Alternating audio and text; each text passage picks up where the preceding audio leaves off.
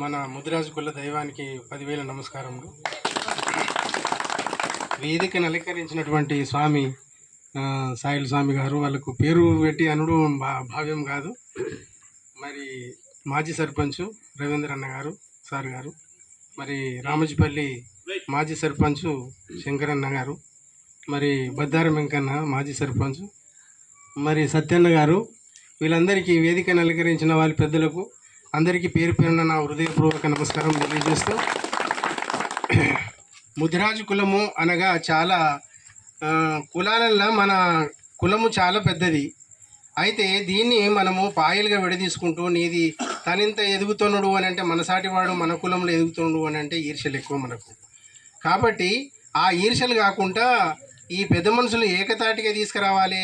వీళ్ళని ఏ విధంగానైనా ఈ ఈర్ష్యలకి వెళ్ళి తీసివేసి వీళ్ళ కల్మషంలో పక్కన పెట్టేసి ఒక ఏకతాటిగా తీసుకొచ్చి మన కులాన్ని ముందుకు సాగనిచ్చినట్టయితే మనము కూడా ఒక బాధ్యత రహితంగా మనం ఎమ్మెల్యేలు కావచ్చు, లేకపోతే సర్పంచ్ కావచ్చు, నెంబర్ కావచ్చు, ఇంకా ఉన్నతమైన పదవులను అలంకరించాలన్న ఉద్దేశంతో వాళ్ళ పెద్ద మనుషులు వాళ్ళు ఎన్నో కష్టపడి మన ఐక్యత కొరానికి వాళ్ళు పాటుపడుతున్నారు.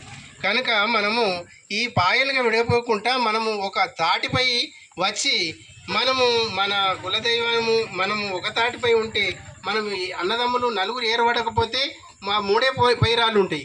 అదే నలుగురు అన్నదమ్ములు ఏర్పడితే ఏమవుతుంది అని అంటే 12 పైరాలు అవుతాయి. కాబట్టి మనం ఒకటే కుటుంబము, ఒకటే విధానంతో ఒక పెద్ద మనిషి మాట మీద మనము వాళ్ళ తాటిపైన పోయినట్టయితే మనము కూడా ముందుకు సాగుతాము.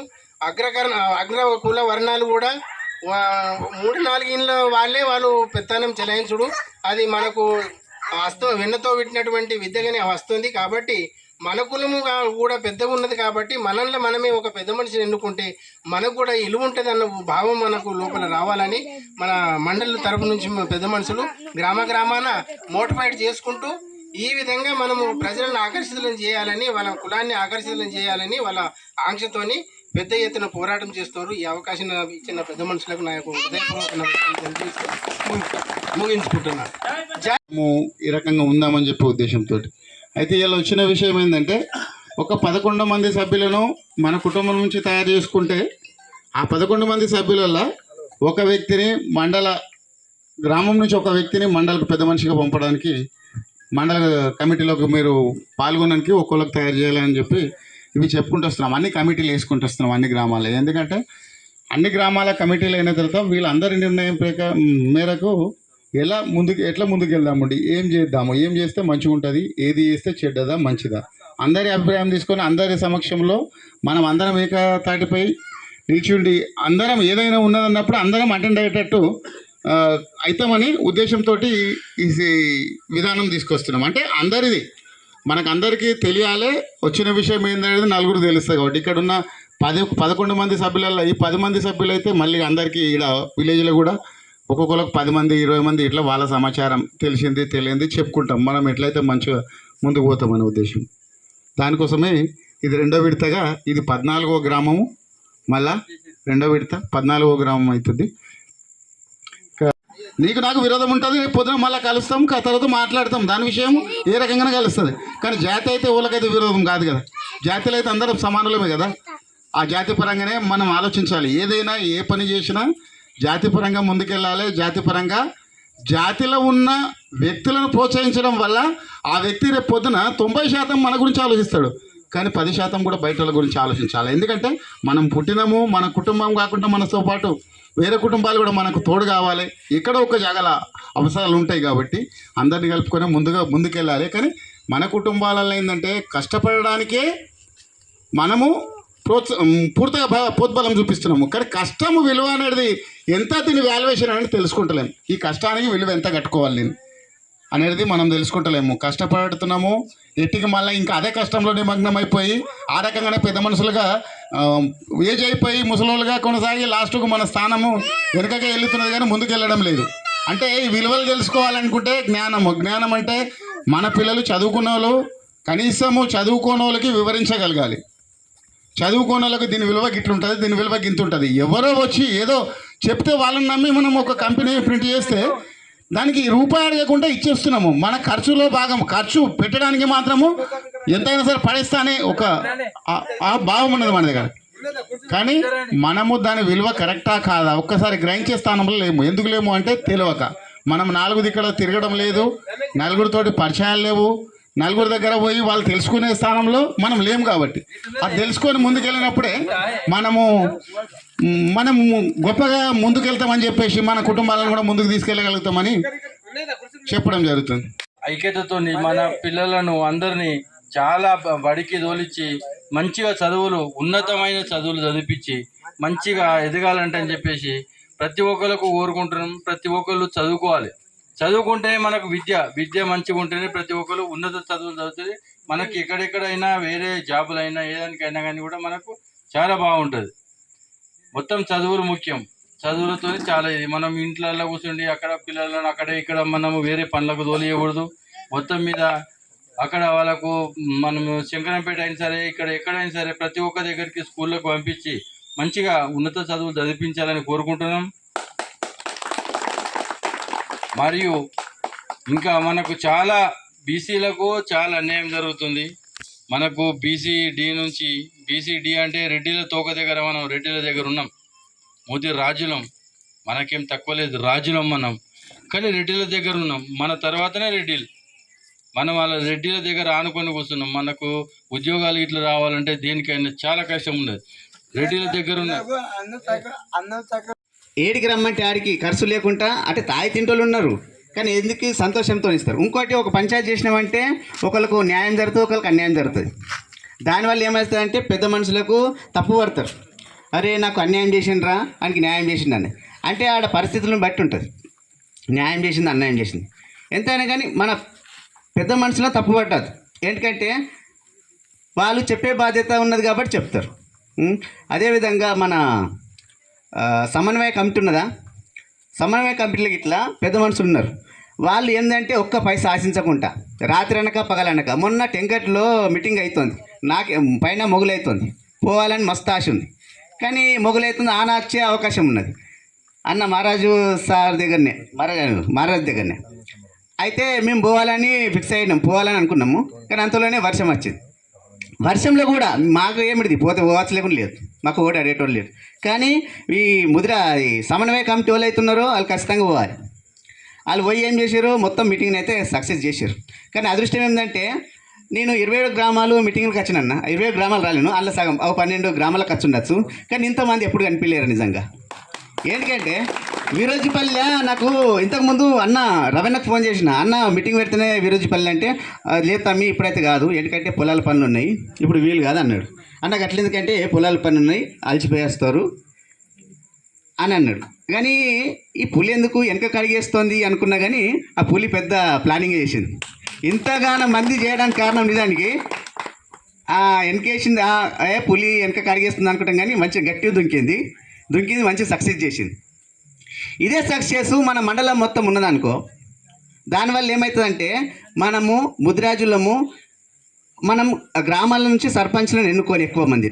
కానీ ఈ ఊళ్ళో చెప్పవలసిన అవసరం లేదు, ఎందుకంటే గ్రామ సర్పంచ్ మనోడే కాబట్టి మన ముదిరాజ్. జై ముదిరాజ్, జై పెద్దమ్మ తల్లి, ముదిరాజుల ఐక్యత. అందరికీ నమస్కారం. నా పేరు రమేష్ ముదిరాజ్. నేను రామోజపల్లి గ్రామ ముదిరాజ్ సంఘ ఉపాధ్యక్షుడిని, అదేవిధంగా మా గ్రామ వార్డు మెంబర్ని కూడా. అయితే ఈ యొక్క మండల సమన్వయ కమిటీ సభ్యులు ప్రతి ఒక్క గ్రామాన కూడా తిరిగి ఈ యొక్క మీటింగ్లు ఏర్పాటు చేయడం జరుగుతుంది. అంటే వాళ్ళకి ఏదో ఈ మీటింగ్ల వల్ల వాళ్ళకి ఏదో పెద్ద లాభం జరుగుతుందని కాదు, నష్టం జరుగుతుందని కాదు. కాకపోతే మనలో ఒక ఐక్యతను పెంచాలి, మనకు రావాల్సినటువంటి హక్కులేంది, మన విధులేంది అనేది చెప్పడానికి వీళ్ళు దాదాపు సర్పంచ్ ఎలక్షన్ల కంటే ముందు నుంచి వీళ్ళు కూడా కష్టపడుతున్నారు. సర్పంచ్ ఎలక్షన్ల ముందు వీళ్ళ యొక్క సమన్వయ కమిటీ యొక్క ఈ మీటింగ్ల వల్ల చాలా మందిలో చైతన్యం వచ్చి మన మండలంలో 7 గ్రామ సర్పంచ్లను, అదేవిధంగా దాదాపు ఎంతో తెలియదు కానీ వార్డు మెంబర్లు కూడా గెలుచుకోవడం జరిగింది. 106 మంది వార్డు మెంబర్లు కూడా మన మండలంలో గెలుచుకోవడం జరిగింది. దీనికి ముఖ్య కారణం ఏంటంటే అంటే ఇన్ని రోజులు మనకు చెప్పేవాళ్ళు లేరు. మనం ఏది మన కులం యొక్క గొప్పతనం ఏంటనేది చెప్పేవాళ్ళు లేక మనము కింది స్థాయిలో ఉన్నాము. మనము చాలా తక్కువ అనుకుంటున్నాము, కానీ మన రాష్ట్ర స్థాయిలో కూడా చూసినా కానీ మనం చాలా ఎక్కువ సంఖ్యలో ఉన్నాము. కాకపోతే మనము సీట్లలో చాలా తక్కువ ఉన్నాం. 5% కూడా లేని వాళ్ళు మనల్ని పాలిస్తున్నారు. మనము 75% ఉన్నాం. మనము వాళ్ళ చేతి కింద చేతి నీళ్ళు తాగుతున్నాం. మన తాతలు వాళ్ళ చేతి కింద ఉన్నారు, మన అయ్యలు వాళ్ళ చేతి కిందనే బతుకుతున్నారు.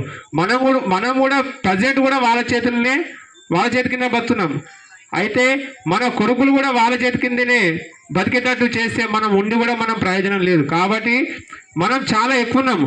ఒకవేళ తెలంగాణలో మన జనాభా ప్రాతిపదికన అంటే కులాల ప్రాతిపదికన గనక సీట్లు కేటాయిస్తే తెలంగాణ రాష్ట్రంలో దాదాపు 100 సీట్లు కూడా మన ముదిరాజులే ఉంటారు. ఎందుకంటే అంత జనాభా మనం ఉన్నాము. కాకపోతే మనకు సీట్లు ఇవ్వడం లేదు. ఎందుకంటే మనము ఏ యొక్క స్వార్థం చూడకుండా, ఏ కుళ్ళు కుతంత్రం లేకుండా మన ముదిరాజు వ్యక్తికి మనమే అది మన పాలన కానీ ఏదైనా కానీ అది పక్కన పెట్టి మన ముదిరాజు అనే ఒక వ్యక్తికి మనం ఓటు వేసుకుంటే మనమే మన పీఠం కూడా మనదే ఉంటుంది. కాబట్టి ఎప్పుడైనా సరే భేషజాలు లేకుండా మనలో మనం మంచిగా ఐకమత్యంగా ఉండాలి. విలేజ్ పోలీస్ విషయానికి వస్తే ఇక్కడ ఐకమత్యం గురించి చెప్పాల్సిన అవసరం లేదు. ఎందుకంటే చాలా ఐకమత్యంగా ఉంటారు. ఎందుకంటే వారి పక్క గ్రామే కాబట్టి ఏదైనా చెరువు విషయంలో కానీ ఇంకా మెంబర్షిప్ విషయంలో కానీ పిలిపిస్తే చాలా మంది వచ్చి అక్కడ ఉంటారు. ఎందుకంటే ఇక్కడ ఐకమత్యం ఉంది. అదే ఐకమత్యంతో మన ముదిరాజు తల్లి అయినటువంటి మన కులదైవం అయినటువంటి పెద్దమ్మ తల్లి గుడిని కూడా చాలా బ్రహ్మాండంగా చేసి పండుగలు కూడా జరిపించుకున్నారు. కాబట్టి నిజంగా వాళ్ళకు కూడా అభినందనలు తెలియజేస్తున్నాను. కాబట్టి ఇంతటి యొక్క అవకాశాన్ని ఇచ్చినటువంటి పెద్దలందరూ కూడా నమస్కారాలు చేస్తూ ముగిస్తున్నాను. జై ముదిరాజ్. నా పేరు సాయిల్ ముదిరాజ్, మల్కాపూర్. ఇక్కడికి వచ్చిన సాయిల్ మహారాజ్ కానీ, రామజపల్లి శంకరన్నకు కానీ, ఈ వెంకన్నకు కానీ, వివిధ గ్రామాల నుంచి వచ్చిన పెద్దలకి, ముందుగా ఈరోజుపల్లి బంధుమిత్రులకి నా యొక్క ధన్యవాదాలు.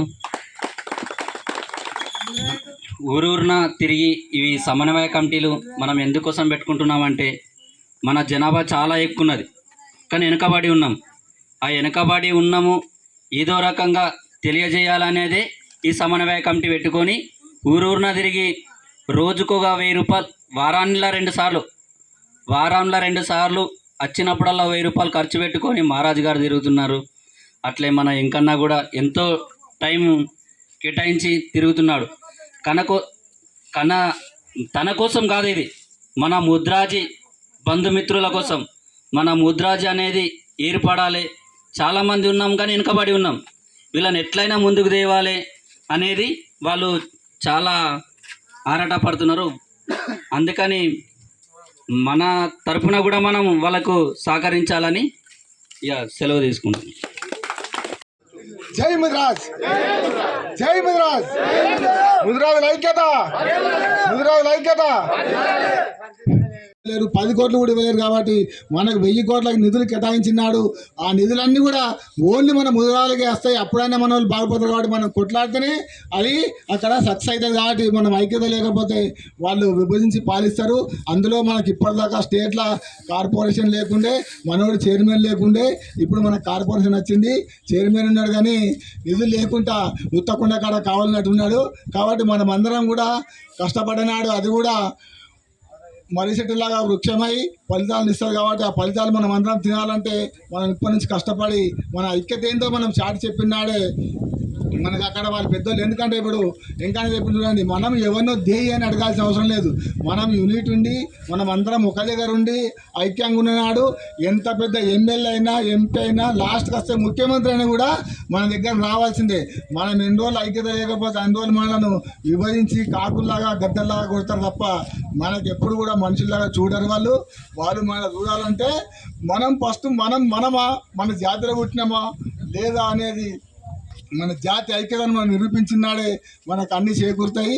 అదే రకంగా చూడండి, ఏది చేయాలన్నా చట్టం కావాలి, చట్టంలో పాస్ చేయాలి. కాబట్టి ఆ చట్టాలు చేసే వాళ్ళు ఎవరు? అసెంబ్లీలో ఉన్న ఎమ్మెల్యేలు మినిస్టర్లు చేస్తారు. కాబట్టి మరి మన తెలంగాణలో 119 నియోజకవర్గాలు ఉన్నాయి. 119 మంది ఎమ్మెల్యేలు కలిసి మెజారిటీ పీపుల్స్ ఏది చెప్తే అది చట్టంలో పాస్ అవుతుంది. కాబట్టి మరి ఆ చట్టంలో పాస్ కావాలంటే మనం కూడా చట్టంలో ఉండాలి. మరి 119 నియోజకవర్గాల తెలంగాణలో మనం 130 మంది మన జనాభా. 130 మంది జనాభా ఉంటే మనకి ఎన్ని సీట్లు ఉండాలి? 100 అంటే 120 అన్న 119 120 అంటే మనకు మినిమం 30-35 మంది ఎమ్మెల్యేలకు మనం మారితే మన వాళ్ళకు కూడా మనం ఎంతమంది మనము మనకు 100 ఉద్యోగాలు ఉన్నాయనుకోండి, 100లో మనకు బీసీఏ నుంచి మనం ముదిరాలు ఎంత పర్సెంట్ ఉందో అంత పర్సెంట్ మనకు వస్తుంది. కాబట్టి ఆనాడు మన కుటుంబాలు, ఎందుకంటే కుటుంబంలో ఒక్కడు గవర్నమెంట్ ఉద్యోగస్తులు ఉండంటే ఆ కుటుంబానికే వెలుగు అలాగ ఉంటుంది. ఎందుకంటే మనిషి ఇప్పుడు ఎట్లున్నాం మనం అంటే అంధకారంలో ఉన్నాం. పండు వెన్నెలు ఎట్లా కాస్తే ఎప్పుడైతే వెలుగు వస్తుందో ఆ రకంగా వెలుగు రావాలంటే మనలో కూడా, ఎందుకంటే చదువుతారు మనోళ్ళు, చాలా కష్టపడతారు, అన్ని రకాల ఇదవుతుంది. కానీ ఉద్యోగాలు కొట్టకాలు ఏమైందంటే మనం బీసీడీలో రెడ్డిల తర్వాత ఉన్నామని చెప్పి మనోళ్ళు ఇంతవరకు రవీంద్ర గారు 100% నిజము. కాబట్టి మనం 70 మార్కులు వచ్చినా మనకు ఉద్యోగాలు వస్తలేవు. అదే మనకంటే ఎస్సీలో ఎస్టీలో వాళ్ళకి ఏమవుతుందంటే వాళ్ళు 35 మార్కులు దాటితే కదా వాళ్ళకి జాబ్లు వస్తున్నాయి. అప్పుడు మనం ఏమవుతున్నామంటే ఆడ మనం ఫెయిల్ అవుతున్నాం. ఎందుకంటే మన కోట మనకు లేకపోవడం వల్ల మనం ఆడ ఫెయిల్ అవుతున్నాం. అదే రకంగా మనకు విభజించి మన కోట మనకి ఇచ్చినాడు, మన ఉద్యోగాలు మనకే వస్తాయి, ఏటం రావు. కాబట్టి అప్పుడు ఆ రకంగా కొద్ది మనం ముందుకెళ్ళగలుగుతామని చెప్పి దాని కొరకు మనం అందరం పోరాడి ముందుకెళ్ళాలని చెప్పి సభాముఖంగా మీ అందరికీ మనవి చేస్తున్నాను. ఇంకొకటి రాజకీయంగా వస్తే చూడండి, రాజకీయం అంటారు. ఎందుకంటే ఇప్పుడు ఏది చేయాలన్నా, ఏ పని కావాలన్నా ఒక ఊర్లో ఒక సర్పంచ్ ఉంటేనే ఆ సర్పంచ్ తీర్మానం ఇస్తేనే ఆ విలేజ్కి ఏ పని అయినా అవుతుంది.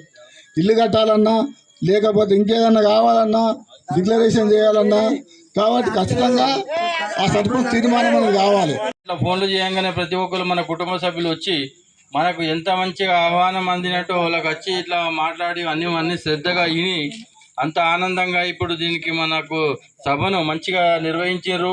మళ్ళీ ఇప్పుడు ఏంటిదంటే మనము ఒక 11 మందిని మెంబర్లు ఎన్నుకోవాలి.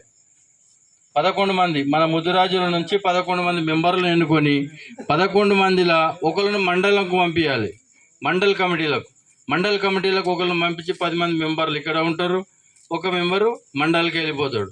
మొత్తం మీద 11 మంది ఒక్కొక్క కుటుంబంకి వెళ్ళా ఎక్కడికి వెళ్ళా ఇప్పుడు మనం తీసుకొని ఒక్కొక్క మంచిగా ప్రతి ఒక్కరు మన ముదిరాజుల గురించి మంచి పని చేసుకుంటా దేనికైనా ముందుకు సాగేటోళ్ళను మనము నెంకోవాలి.